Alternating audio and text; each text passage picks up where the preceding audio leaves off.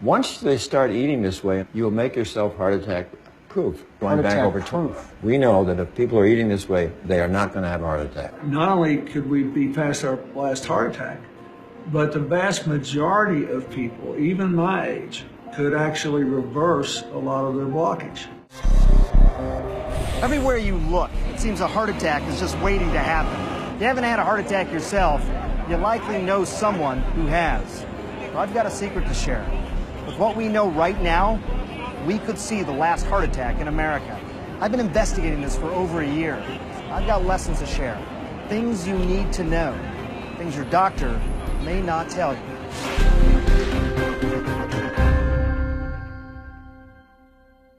I was lucky I didn't die of a heart attack. Former President Clinton, like too many people, was busy.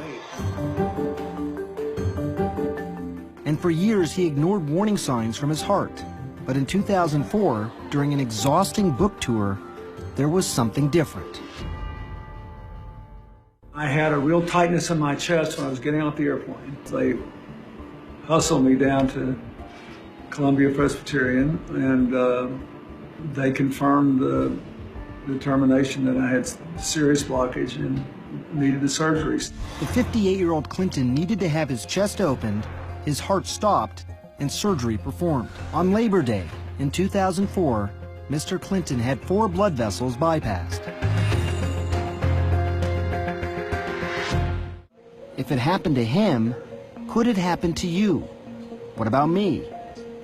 I'm a pretty typical guy in his early 40s with a family history of heart disease. So I decided to go on a mission to never have a heart attack. But how? When people talk about trying to end heart attacks in the world, or in America at least, one of the ways to do that is to take a look inside the heart, see what's happening before someone ever has a problem. And that's what we're going to do here today. You're actually going to look for what in my heart? Yes, for calcium, which is part of the atherosclerotic process, the plaques in the heart. And if you're heading for a heart attack in 5, 10, 20 years, you will already have plaque. It's a lifelong process. The coronary calcium scan. That's the test I'm having done. We can now find clues before heart trouble gets dangerous, even before the first symptoms. As president, Bill Clinton never got any of the advanced imaging, like the coronary calcium scan or the ultrasound of his carotid. Those are tests that are now more readily available to everyone. Did you ever wonder how seemingly healthy people can have a heart attack? This may surprise you. Most heart attacks happen in people with no symptoms, in people whose arteries are less than 50% blocked. Your body needs cholesterol, actually makes it. It's in the lining of every cell in your body. The liver sends out LDL cholesterol, and when everything works right, the good HDL scavenges excess LDL and brings it back to the liver. You also get cholesterol in foods, things like meat, French fries, eggs, butter, desserts, ice cream. Your cholesterol number is a good measure of what's in the blood, but here's the problem. It doesn't tell you if it's building up in the walls of your blood vessels, forming plaque, and it's the plaque that causes heart attacks. Here's what does matter: the size of your LDL, or bad cholesterol particles. Larger LDL particles don't pose much of a threat because they pass through the blood vessels without sticking. It's the smaller LDL particles that are more likely to lodge in the walls of blood vessels and cause a buildup of plaque. That's why Dr. Agatston wants a blood sample.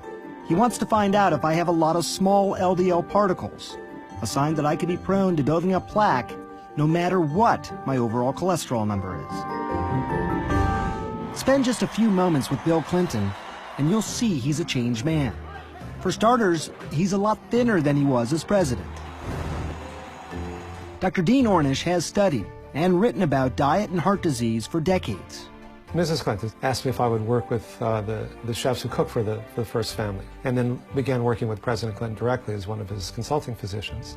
The president did like unhealthy foods, and we were able to put soy burgers in the White House, for example, and have him get foods that were delicious and nutritious.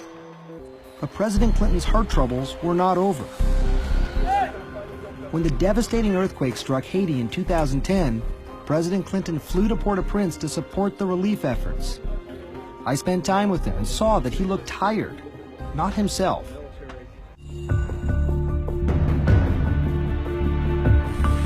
doctor said it was a mechanical failure of the bypass, and he needed stents to open the blocked artery.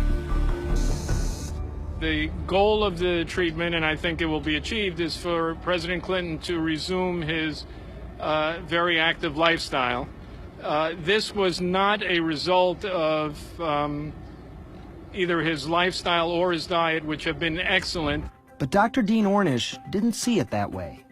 And so I wrote him a letter and I said, you know, the friends that mean the most to me are the ones that tell me what I need to hear, not necessarily what I want to hear. And you need to know that your genes are not your fate. And I say this not to blame you, but to empower you. And I'm happy to work with you to whatever extent you want to move forward in that way. And we met a few days later and he said he was ready to do it. This time around, he decided to get much more strict in his approach. No more meat, no more eggs, no more dairy, almost no oil. The mantra is, eat nothing that has a mother or a face. Talked about the fact that you love to eat. I mean, this is. But I know, I like the stuff I eat. I like the vegetables, the fruits, the beans, the stuff I eat now. I like. I like it. Do you call yourself a vegan now then? Well, I suppose I am if I don't eat dairy or meat or fish. You know. You're doing this for your health. Is Yes, that why you're doing it? Absolutely. Clinton's dietary guides, Dean Ornish, and this guy, Caldwell Esselstyn, at the Cleveland Clinic. Every month, the 77-year-old Esselstyn holds a day-long seminar, attracting doctors and heart patients from across the country, like Sharon Kintz, a retired private investigator from Canton, Ohio. Kintz had a heart attack 6 months earlier after a coronary artery became completely blocked. What Kintz did next may surprise you. She turned the surgeon down cold, said no to open heart surgery, and decided to take a chance using food as medicine. Like President Clinton, Kintz has given up the food she loves, like butter and cheese. She's betting her life on Dr. Esselstyn's diet. She had a heart attack. Oh, yeah, I know. You know, Sharon. Oh, yeah. Doctors recommended she have an intervention. She's not doing it. Is there a downside? Could she be putting herself at risk? No. I think that's an excellent question. In hundreds of patients, data now going back over 20 years, and this most recent study about a decade, once they start eating this way, you will make yourself heart attack proof. Going back over proof. We know that if people are eating this way, they are not going to have a heart attack. Esselstyn has won some allies, like Dr. Terry Mason, Chief Medical Officer at Cook County Hospitals in Chicago, and the city's former public health commissioner. We've eaten ourselves into a problem, and we can eat ourselves out of it. Esselstyn thinks heart disease is completely preventable, no matter what sort of family history you have, simply by eating right. During his research, he came upon a stunning fact. Some cultures around the world, like people living in Central Africa, Papua New Guinea Highlanders, and Tarahumara Indians in Mexico, have virtually no heart disease. None. So what can we learn from them? You have some easy-to-remember adages about how people can decide what they should or should not eat. We know what they shouldn't eat. That is oil, dairy, meat, fish, and chicken. What do we want them to eat? We want them to eat all those whole grains for their cereal, bread, and pasta, beans, vegetables, yellow, red, green, and fruit. Now, what particular vegetables do we want them to have? Bok choy, Swiss chard, kale, collards, collard green, beet greens, mustard green, turnip greens, Napa cabbage, Brussels sprouts, broccoli, cauliflower, cilantro, parsley, spinach, and arugula, and asparagus. And I'm out of breath. President Clinton's diet, no meat, no dairy, almost no oil, got me thinking how different what he's eating now as compared to what he used to eat, and what most of us still eat. Make a habit of high-fat, high-cholesterol meals like this, and you can physically see the beginnings of heart disease. I was curious about the science behind Dr. Esselstyn's claims, so I dug up some of these peer-reviewed journals. They're small, just a handful of patients, but the results are pretty impressive. In one study here, patients on the Esselstyn diet and cholesterol-lowering medication had no heart attacks, had no coronary events of any sort after 5 years. And 3/4 of these patients actually saw their blockages get smaller. You're not talking about just reducing your chance of heart disease. You're talking about potentially reversing heart disease. Oh, absolutely. The late wisdom is that once you develop these plaques, they're there. You're stuck with them. Try not to let them get worse. Is that faulty thinking? I think it's absolutely faulty thinking. Here's a picture Esselstyn likes to show of a heart patient with a blocked coronary artery. And here's that same patient after going on a plant-based diet. You see the way the blockage has almost disappeared? Sharon Kintz survived a heart attack a year ago after a coronary artery became completely blocked. Now she's counting on the Esselstyn diet to keep her from having another. Thankfully, your heart muscle function is normal. Kint's cardiologist, Adnan Zaidi, says, so far so good with the diet. It's a difficult sell, but those who get onto it have benefited from it without a question. Kintz is a true believer. So is former President Bill Clinton. And nowadays, they have a lot of high-powered company. All of these CEOs and former CEOs are either vegetarians or vegans. Would you call yourself healthy now? Well, I think I'm healthier than I was. I lost 20-something pounds. All my blood tests are good. All my vital signs are good. And I feel good. And I actually have, believe it or not, more energy. I seem to need less sleep. Once you begin making these changes, most people find they feel so much better so quickly, it reframes the reason for making these changes from fear of dying to joy of living. And joy is what's sustainable. A year into her diet, a year after her heart attack, Kintz says she feels great. Simply walking tired her out 12 months ago. So what about me? I have a family history.